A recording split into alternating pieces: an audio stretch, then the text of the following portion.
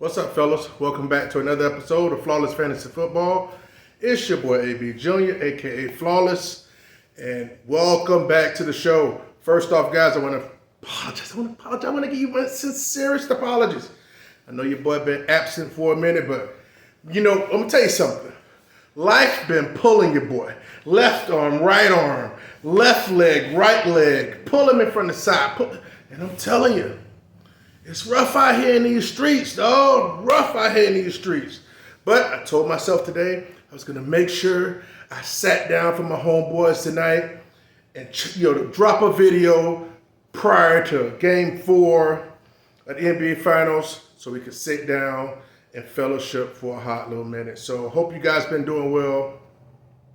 I'm doing okay, but I'm just trying to get some stuff off my plate. But there's not enough time in the day. You know what I'm saying? So, unfortunately, I'm passionate about more than just one thing. But that's that. That's my little intro. I'm excited about this. I'm excited about this year, man. It's just, I'm going to be doing something so different in my draft strategies, that I just normally wouldn't do. So I'm not going to tell you guys because you guys might be trying to snipe me. I don't want to get sniped. Let's talk about a little news and notes real quick, all right? Now, so obviously the big news, Mr. Dalvanius Cook got released. So obviously everybody's all geeked up about where a possible landing spot for him. I can kind of see him truly going to Miami. I don't know. Be honest with you, really don't care because Dalvin Cook on the decline to me. Not saying he's not going to have any good games, but we've seen the best of Dalvin Cook. Okay, that's just the fact of the matter. So hopefully he goes somewhere that he can be productive because I don't mind the dude, but I'm just saying, as far as fantasy, I'm likely not to pick him. I'd rather pick somebody else I'm comfortable with. So, but I hope the team that picks him, he's actually productive for. Now, everybody's up in arms about, Alexander Madison. Everybody's geeked up about Alexander.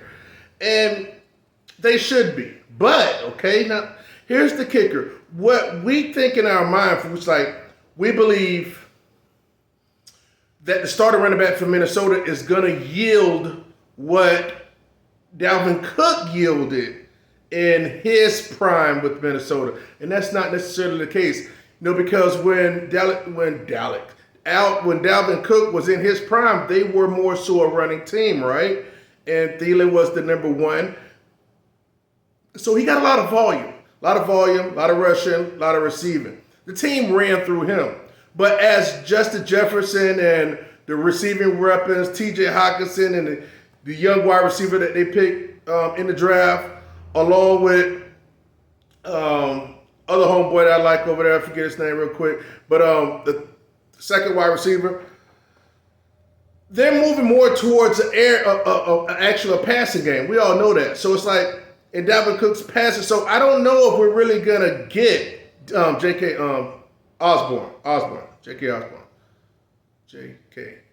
Osborne. And I tell you, I'm going, man, your boy's slipping, man, but I'm trying to hold it together. So, and I like KJ Osborne. But at the end of the day, it's more of a passing team, right? So don't expect the old Dalvin Cook numbers to just slide over to Alexander Madison. I like Alexander Madison, but the team don't flow like that anymore. Plus, it's a young guy over there that's the number 2 now that they kind of like too.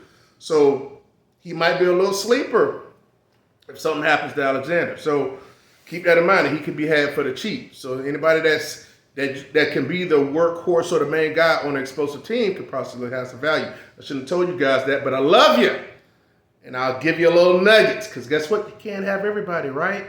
All right, so let's move on. D-Hop is still out there. Okay, so supposedly he got a trip out to Nashville, Tennessee to go out and see what's up with the Titans. I'm going to be honest with you. Visiting them, I can see it would suck for Treylon Burks, but not really, though. This Treylon Burks' second year. And D-Hop can go over there. And I think D-Hop will probably only spend 1 year over there, right? But it'll help Tennessee contend, okay? And it wouldn't put too much on Treylon Burks' shoulders. And plus, he'll have somebody he can learn from another year. That don't mean he don't have a chance to be the number one, but the team run through so much through Derrick Henry. But that would up Derrick Henry's stock, in my opinion, higher than it is if D-Hop went there, because the team will be able to move the ball more scoring opportunities, less stack box. Woo! I just don't know if I could pick Derrick Henry, although I love him. So that's the deal with D-Hop, so we'll see where he goes. The Panthers have elevated rookie Bryce Young to the number one spot. This is really not news to me. Of course they were going to do it. You picked them that high. You got to throw them in the fire. Throw them in there with the grease, the hot fish grease. I should have went fishing lately. You got to be thinking about going fishing this weekend. But it's at the end of the day, I believe Bryce Young's gonna be. I think he's gonna be productive. Will it be like old boy over there in Arizona? I don't know if he got the wheels for that. We'll see. His stature's kind of like that, but I want to see how he operates. That team should be pretty good. It should be a surprise team. They ain't gonna shake nothing too tough, but I would like to see how the team operates. I'm going to segue real quick. I'm going to skip in my notes. Since we're talking about Carolina, let me move down to where it was at. Hold on. Because all of a sudden, it was next. I already had it next. Just not too long ago, a blurb came up about, Terrace Marshall's on the cusp of a breakout season. No, MFers. I don't want to hear it. You want to bring over DJ Shark. You want to have Thielen over.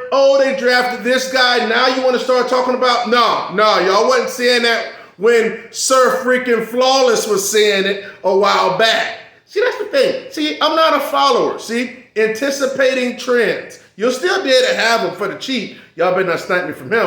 You know what I'm saying? But you'll still be able to have them for the cheap because people are going to still Thielen, put it all over me, Thielen, put it. That's how most of them going to do. And DJ Shark, just stupid.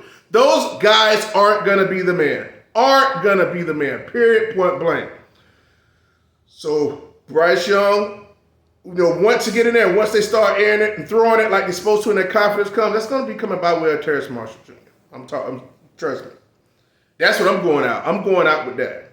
And I'm not sure what his ADP is right now, but I'm excited to hear them say that, but not so much because my drive is ADP up. So, all right, let's move on. Let's go to the Commanders. Now Coach Rivera said that, Ron Rivera saying that, Antonio Gibson's really showing his catching abilities, pass catching abilities. But here's the thing. He's been had those. He had those since he got there. He's been had pass catching chops. Not because we know Brian Robinson's not going to do it, right? He's just a rusher. That's all he is a rusher. Grinding through the middle. He can't cut. He ain't a good cut. He's just I don't want to say a plotter, but he's just a pure rusher, hard-nosed rusher, up the middle type deal or veering off, you know what I'm saying? But there's going to be a 1-2, and I think he'll have some value definitely in PPRs, but the thing is you won't know how to really trust him. I mean, you could probably more so play him in games when they're playing like, just throwing a team out, KC or Buffalo or something like that, a team that's probably going to be boat racing Washington, so Antonio Gibson will probably be in the lineup more, but that's all depends. I mean, I'm removed off Antonio Gibson. All depends, though. I'd like to follow him drafts. Who knows? But I like Antonio Gibson, so sometimes the people that underwhelm for a little bit of time and then they get the opportunity to come out with their banner season, so who knows? Let's move along to San Francisco, my San Francisco 49ers. I should have wore a chain today. But San Francisco is giving all the second team reps to who? We're talking, sorry. I was thinking about the running back real quick, but we're talking about the quarterbacks. They were giving all the second team reps to Trey Lance over Sam Darnold. Now, this is a no-brainer. I don't know. I really think they brought him in there just to kind of push Trey Lance. But really, at the end of the day, Brock Purdy is going to be the starter when he's healthy. As we already know, I believe he's healthy. Any damn way, so what, he got hit and all of a sudden he can't throw. You guys, you know how I feel about that. All right, so it's going to be Brock Purdy. And I'm going to pause real quick. Since we're on the Niners, you guys never heard me say this before because I've always been anti this guy. But I don't know, I did say it before maybe. But I'm telling you, if I was the number one pick overall this year, I'm going to be honest with you, number one, number two, I would pick CMC. I know, you might as well say it's snowing in Central Florida here, but I would pick CMC. I believe CMC is going to have a banner year. I'm not trying to say he's going to have a year like he had in Carolina where he scored 30 points a game, but I believe San Francisco, they're going to push San Francisco, and I believe, like I said before in that YouTube short and in other videos, I believe that San Francisco is going to win a Super Bowl, and all three of the great white running backs will have a Super Bowl. Zonka, Riggins, and CMC. It's gonna happen. It's gonna happen. Now you got it, and I'm gonna tell you, if it happened, y'all better freaking uplift me to the fantasy community because nobody's gonna give you that type of content ever. Now, I'm trying to tell you, I can see that little stuff. I can see it already. What's next? So, off my San Francisco 49ers. Let's go. Did you guys see Aaron Rodgers and Sauce Gardner doing their little thing and doing a little smoke thing? These guys try to be so freaking cool. This is an ethnic thing. Basically, what I feel is like smoking on a Pookie pack. You guys might not know that. I think it's a play off of that. It's a rap thing with Gucci Mane and another rapper. I forget, Young Jeezy. And I believe they're smoking on a Pookie pack or something like that. It's just a revised version of it. It's just some rap stuff, guys. You don't need to know about it, but it's funny seeing Aaron Rodgers do some stuff like that, trying to be all hip and stuff with Sauce Gardner. So, but it's going to be interesting to see how that team. I am really interested in the Jets. So they had Garrett Wilson. Supposedly he caught a touchdown, back shoulder twisted 360 almost in the end zone from Aaron Rodgers for a touchdown. Man, I don't know, man. I really like Garrett Wilson. Remember, I had him in my work league last year, and he showed so much promise. And he can really be. I don't think he'll have the chops to be a top 5 or 6 wide receiver, but I definitely see he could be just because of how that team operates, as far as with the defense and with the other wide receivers over there, Lazard and stuff, just people that Aaron Rodgers knows. So it'll kind of cap him, vice him just having all this ridiculous volume. But it might be a small target share because they don't really throw it to the tight end like that. But they might throw it to the tight end still. We'll see. But I'm excited to see what the Jets have to offer this year. Sticking with the Jets, Mr. second string quarterback of the Jets, Zach Wilson says that he's very appreciative of Aaron Rodgers, and he's learning a lot of football. Shaking my damn head. What do you mean you're learning a lot of freaking football? You should have been learning that when you're trying to be all cute and tapping, these little cougar old ladies, that you was doing last year. Allegedly, okay? You got to say allegedly around here.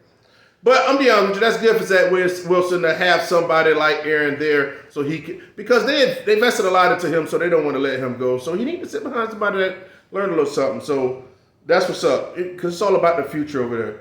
So if he can tighten up, that'll be good for him. So again, Jets going to have a lot to offer this year, and I'm excited for it. So check this out, guys. What I'm going to do, I'm going to put on the forum tab into the community. I'm going to put a few keep trade cuts in the community tab. Maybe tomorrow. Tomorrow I'm going to do it. And so you guys put your keep trade cuts in there. Or maybe I just do a YouTube short. And maybe y'all will see that more because sometimes you don't see the community tab. Or maybe I do both. So maybe some don't see the short, but some will see it on the community tab. And then let me know who you guys would keep, trade, or cut. I'm going to do wide receivers one day, and I'm going to do running backs the next day. And maybe even do tight end, who knows. And then I'll talk about that in the next episode. Mind you, in the next episode, I will be putting up for grabs another listener league spot to the Flawless Fantasy Football Listener League. So keep an eye out for that. I'm setting up the league as well. It'll be through myfantasyleague.com. So I'm kind of tweaking that system to make sure everything good and get things popping. So I hope you guys enjoyed the episode. I'm glad I was able to touch bases with you guys tonight. So that's all I have for now. I'll make sure I won't be so long in the next video. Stay tuned. Keep your notifications on. Holla at your boy, Flawless Fantasy Football, where you hear what you need to hear, not what you want to hear.